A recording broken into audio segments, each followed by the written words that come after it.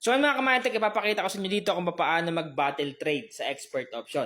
So ang gagawin nyo lang, isi-click nyo lang dito yung tatlong guhit sa may bandang taas sa kaliwa. So ito yon. I-click mo lang yan, then sa pinakababa makikita mo yung battles. I-click mo lang, then click mo lang tong start button dito at click mo lang yung start.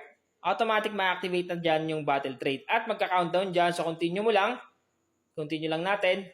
Then pag nag-countdown, saka ka mag-trade. So dito, dapat maka-profit ka para mag-rank 1 ka sa battle trade. So yan, go na. So mag-trade na tayo. So subukan natin mag-first trade. So buy tayo dito ng 1,000. So mukhang pababa siya. So supply tayo dito. Walang problema.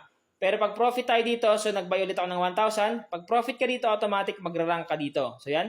Automatic profit tayo at makikita nyo, rank 1 na ako dito sa battle trade. So ganun lang ang gagawin nyo. So mag-trade lang kayo dito, tapusin nyo yung 10 minutes at mamaya makikita nyo yung result. So ito na yung result mga kamayantek, panalo tayo dito, you're victorious. Talagang panalo tayo sa battle trade kasi nga mas madami tayong profit at automatic magra-rank ka talaga dito sa battle trade. So subukan nyo na yung battle trade dito sa expert option.